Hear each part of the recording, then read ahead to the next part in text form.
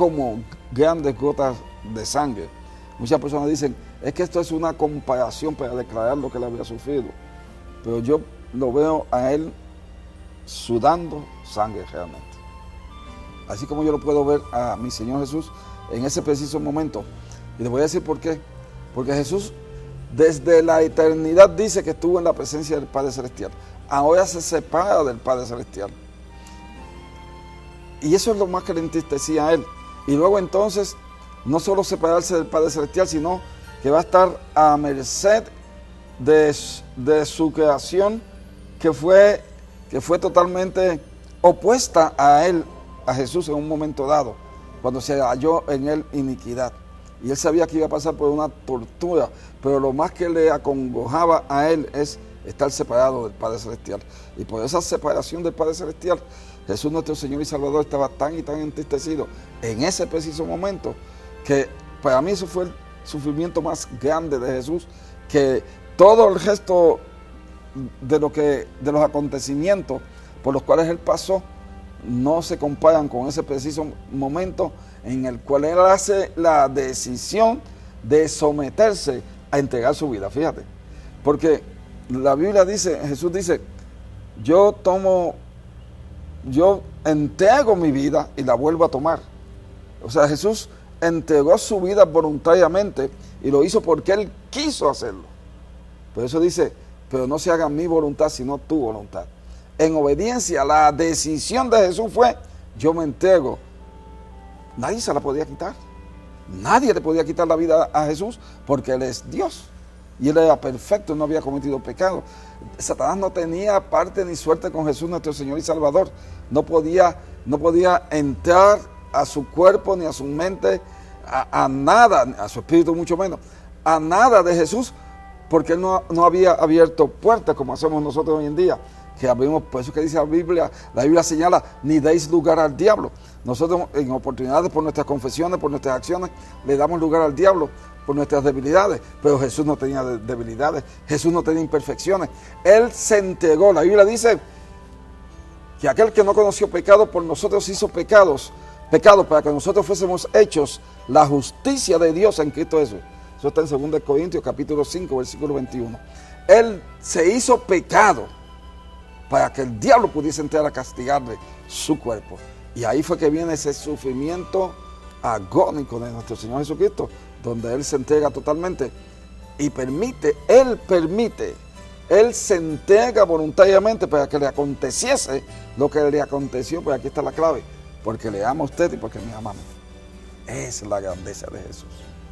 Y por eso es que es la semana mayor que preguntaron también, y por eso es el sacrificio tan grande de nuestro Señor Jesucristo.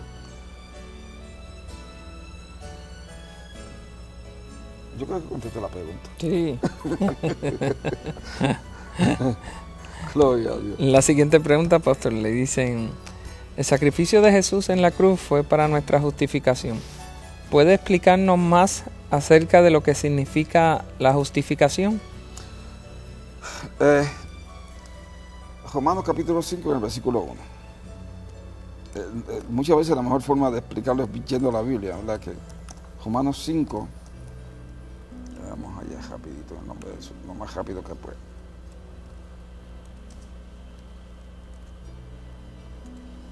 Dice, justificados pues por la fe, tenemos paz para con Dios por medio de nuestro Señor Jesucristo.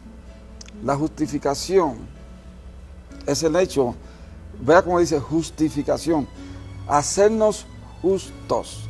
Hacernos justos es hacernos que estar en la presencia del Padre Celestial sin complejo de condenación, sin complejo de culpa y sin complejo de pecado. Y esa justificación la obtenemos por fe, porque Dios el Padre nos la dio por gracia debido a la fe, a la confianza, a que creemos en el sacrificio de Jesús nuestro Señor y Salvador. Justificados pues por la fe, tenemos paz para con Dios por medio de nuestro Señor Jesucristo, por quien también tenemos entrada por la fe, escúcheme, a esta gracia en la cual estamos firmes y nos gloriamos en la esperanza de la gloria de Dios. Justificación no es otra cosa que ser como Jesús es, justos.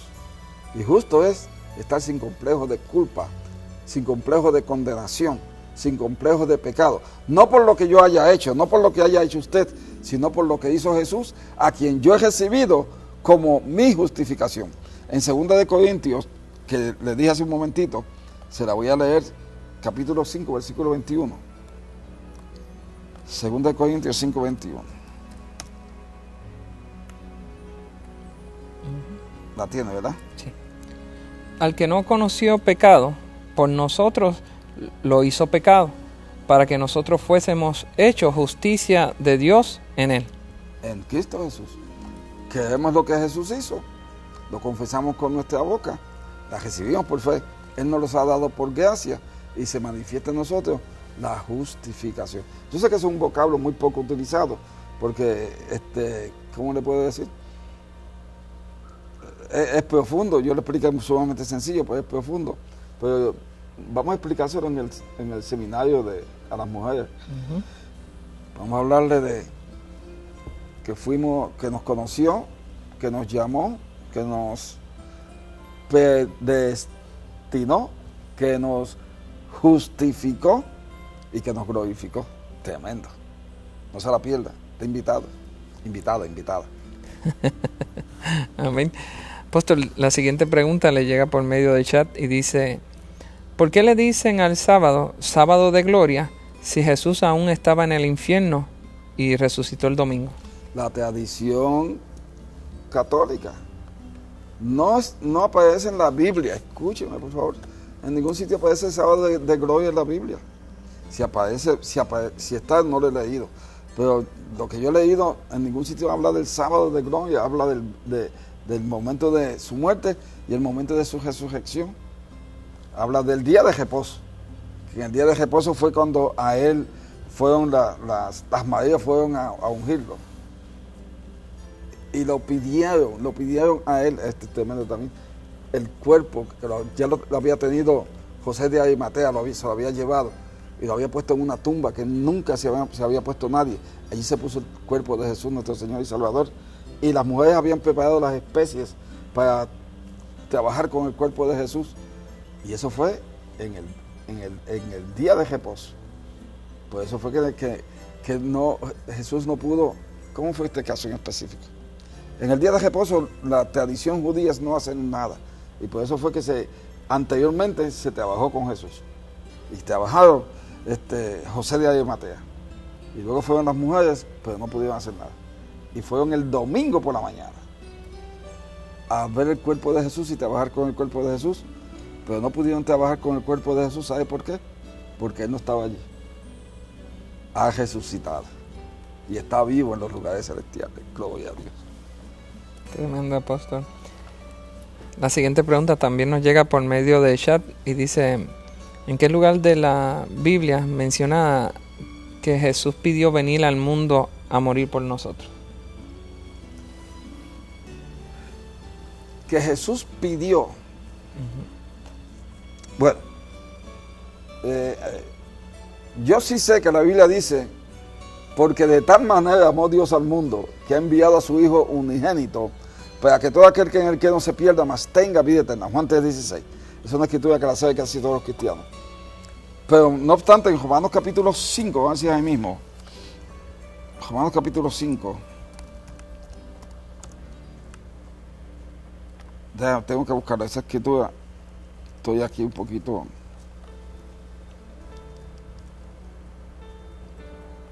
Aun cuando éramos enemigos, Cristo murió por nosotros, ¿te acuerdas?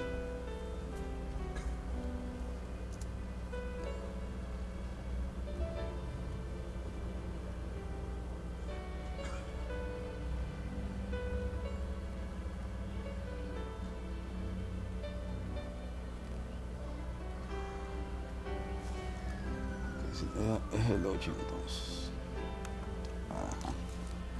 Romanos capítulo